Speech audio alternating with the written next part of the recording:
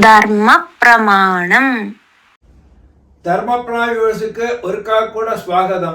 வாத்திய கல்யாண நிச்சயதாம்பூலம் பண்ணுறோம். அது கல்யாணத்துக்கு எத்தனை நாள் முன்னாலே அதை வச்சுக்கலாம். நிச்சயதாம்பூலத்தை பொறுத்த வரைக்கும் ரெண்டு விதம் இருக்கு. இதுல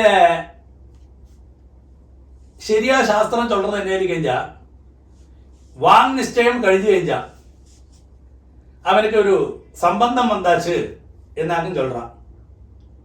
കല്യാണം കൂടി കഴിയേണ്ട ആവശ്യമില്ലേ. കന്യാദാനം മണ്ണാത്താൻ ഗോത്രം മാറുന്നില്ല എന്ന വിധി இருந்தா കൂടി വാങ് നിശ്ചയത്തോടു കൂടി അവൻ അതിലെ സംബന്ധിയായി വിടാനാക്ക് ശാസ്ത്രം.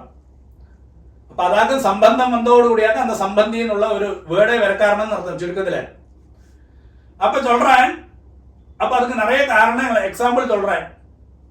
இப்போ அந்த வரனுக்கு നിശ്ചയാമ്പൂലം കഴിഞ്ഞ് കല്യാണം തുടങ്ങിയിട്ടില്ലേ, എന്നാതെ ഒരു പെല വന്നു കഴിഞ്ഞാൽ ബ്രഹ്മചാരി അവൻ ബ്രഹ്മചാരി താൻ ആനാലും അവനക്ക് സമ്പർക്കത്താലുള്ള ആശോചം ബാധിക്കും.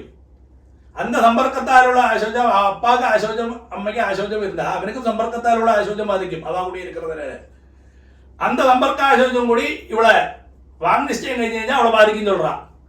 അതിനാലെയാക്കും നേരത്തെ പണ്ണണ്ട നിങ്ങൾ നിശ്ചയാമ്പൂലം നിങ്ങൾ തലേനാളേക്ക് സായന്തരമോ അല്ലെങ്കിൽ തലേനാളേക്ക് കാർത്താലെയോ പണ്ണാ പോരും. അപ്പൊ അത് ചൊല്ലക്കാരനെ ഒരു നാൾ മുന്നാടി അത് പണ്ണാ പോരും, ചൊല്ലക്കാരനെ അതാക്കും. അപ്പൊ അങ്ങേന്ന് നമ്മൾ വിവാഹം തുടങ്ങിയാച്ചെന്ന് അർത്ഥം, സ്റ്റാർട്ട് പണിയാച്ചെന്ന് അർത്ഥം.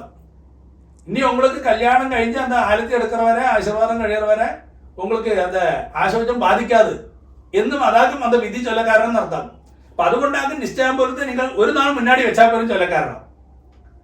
മാത്രമല്ല ഇപ്പൊ 6 മാസം മുന്നാടി നിശ്ചയാമ്പൂലം പണ്ടാ അന്ന് നിശ്ചയാമ്പൂലத்துக்கு ശരിക്കും ഞാൻ പ്രസക്തിയെ കിടയാത്. അത് എന്തൊക്കെ തന്നെ നമ്മളിപ്പോ എന്നൊരു ഒരു കൊല്ലം മണ്ഡപം മുന്നാടിയില്ല അതിൽ നടത്തിയിരുന്ന വിവാഹമല്ല. ഇപ്പൊ എല്ലാം എപ്പോഴും ഇരിക്കുന്നത് ഒരു മണ്ഡപം വേണ്ടി ഇരിക്കെ കാറ്ററിംഗുകാരെ ഏർപ്പാട് കൊള്ളണം. ഒരേ മുഹൂർത്തത്തിൽ നിറയെ എന്നൊരു കല്യാണങ്ങൾ നടക്കും, പോണലുകൾ നടക്കും. അപ്പൊ നമ്മള് ആ എത്ര നാൾ മുന്നാടിയോ പണ്ണിനാ കൂടി അതൊക്കെ പ്രസക്തി കളയാതെ നടത്താം. ചുരുക്കത്തില് 6 മാസം മുന്നാടിയോ ചിലവോ 1 വർഷം മുന്നാടി വരെ നിശ്ചയാമ്പൂലം മണ്ണപ്പെട്ടവായിരിക്കാം. അപ്പൊ അത് പണ്ടത് എന്തൊക്കെ മെയിനാ നമ്മൾ മണ്ഡപം ബുക്ക് പண்றதுக்கு இல்ல கேட்டரிங் பண்றதுக்கு அந்த ஒரு சரியான ஒரு சின்ன ஒரு அட்வான்ஸ் டோக்கன் எல்லாம் சொல்லுவோமே அதுக்கு வேண்டி தான் அந்த நிச்சயாம்பூலம் பண்றது. ஆனா சரியான நிச்சயாம்பூலம் வந்து இந்த கல்யாணத்துக்கு தலைநாளைக்கு நடக்கிறதே அதுதான் சரியான நிச்சயாம்பூலம். அது அதோட சாஸ்திரവും വിധിയും.